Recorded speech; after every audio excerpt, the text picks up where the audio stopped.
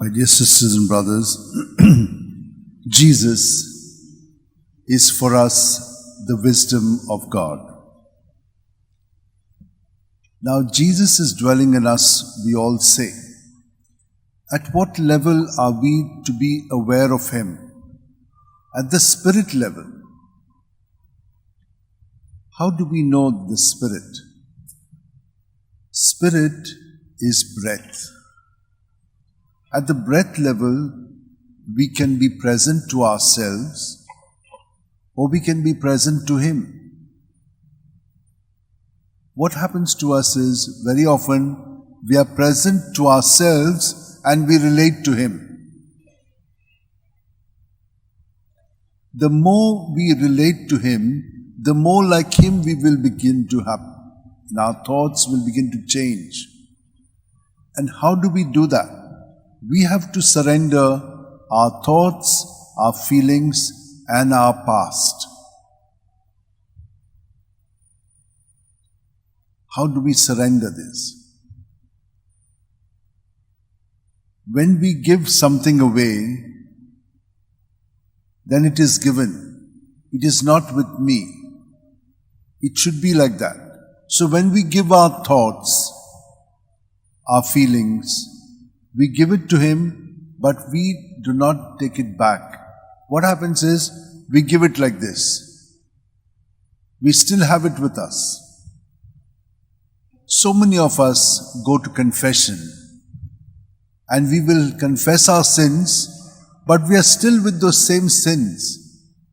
We have already confessed, again we are going and confessing it. That means we are making a mockery of what Jesus is capable of doing. He has forgiven me my sin, but I have not forgiven and I have not forgotten it. So what happens? Where is it stored? In my memory, not in the spirit. Now it comes on the memory level, the body and spirit, mind level. So in the mind, we also need to surrender what is there. So when we at the spirit level say, I surrender, we must surrender that which is in the mind to Him and be detached from it. Now, detachment is something that we are not very used to.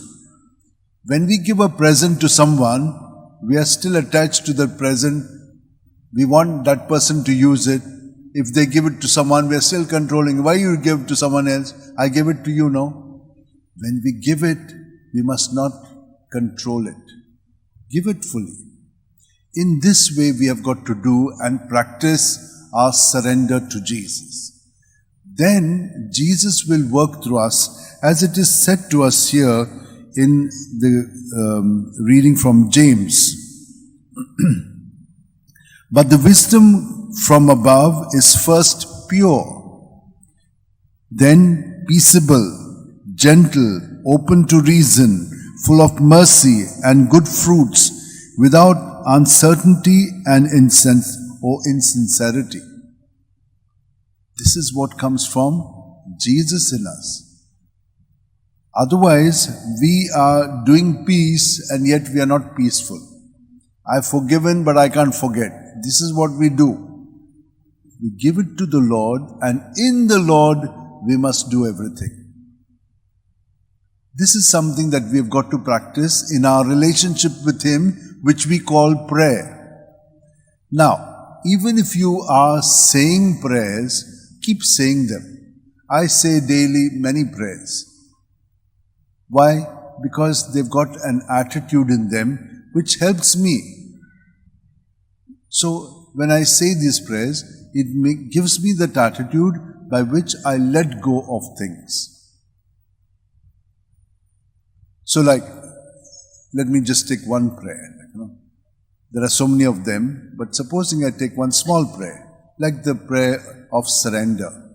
Take, O Lord, and receive all my liberty. That means my freedom to do what I want.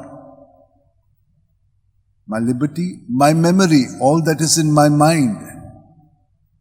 My understanding, how I understand things. I understand them very much from my standpoint of view. I don't understand them from what they come from. So I surrender this to Him. my entire will, I want to do it. No, you show me what I should do. So there is an inner freedom that grows in me. All that I have and possess, all I give it to you. To you, O Lord, I return it. All is yours. You dispose of it wholly according to your will. Only give me your love and your grace, for that is sufficient for me. This is a prayer that St. Ignatius imbibed, gave it to all the Jesuits. St. Francis Xavier lived it, and all of us are also trying to live it. So when you say this prayer, this attitude is already begged for and given to us. So in our relationship, that is where we've got to see it working out. So you see how Jesus is telling us, I, whom you have just seen, they have come from the mountain. That means he was transfigured. They saw the glory, and the Father saying, this is my beloved Son, listen to him. So what is he telling them? See, I will have to suffer. I will have to die. But on the third day, I will rise again. He has told them this, and what are they discussing afterwards? No, who is going to be the greatest? I want to be at his right side, I want to be at his left side. But they have not listened to what he has told them. All of us are always like this, not listening to what he is saying. We are telling him what we want. In our prayers, that's what we do. We only ask him, but we forget to thank him. And then we keep on asking for more things. But we don't thank him for what we have received.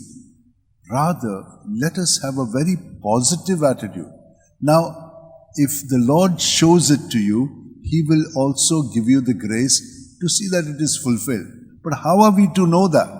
We have to have this inner relationship with him. Then only we will be able to. So, in order to have that relationship with him, we must be detached. Like the children. The children, if you scold them, after some time they've forgotten everything. They are normal with you. We don't forget. We keep all those grudges, and those are controlling us in our relationship with one another. So we need to let go so that the new is always taking us forward. Otherwise, we are all formatted and we remain the same all the time. We don't change, and therefore we have to live with hell unnecessarily, because we are having the same patterns of behavior all the time, and we get fed up of it. But this is the way to work at it, as the Lord says to us. So now, if we are good, we will be tested. This the first reading tells us. Let us condemn him to a shameful death, for according to what he says, he will be protected.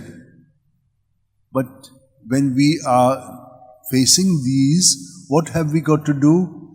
We've got to surrender what the others are saying and doing and what we are feeling, so that in that freedom, we will be able to make progress and become like Jesus, who lays down his life for his friends to take it up again in him, so that we, like Jesus, are resurrected at every encounter that we have with opposition, with evil. Let us pray for this grace during this Mass, because you, lay people, are confronting each other very much. You're in the same house. You can't escape one another.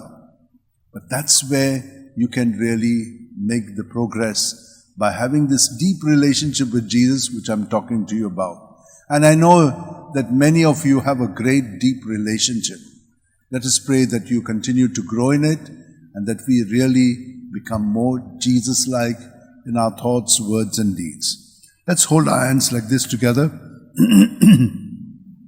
Keep them in our lap, for the Lord, through the energy that flows in us, will bring healing to the negative energy that is collected in our body at different parts, so that these psychosomatic illnesses may be taken away from us, as we remain at our breath focused on Jesus, because Jesus is life, and every breath gives us an encounter with him as we are. with our attitudes and behavioral patterns. And so when we breathe out, let us surrender all that we are to Him as we are. And as we surrender to Him at the breath out, the Lord will rejuvenate us at the next breath, taking away all that is not good, that is sinful, that is limiting us, and give us His bountiful love. Infuse us with it. He is already in us, but in this way we begin to grow each step, each breath at a time. Lord, may what You have been trying to tell us through Your word sink into our minds and our hearts so that our lives are touched by You and transformed, reformed, and conformed to You.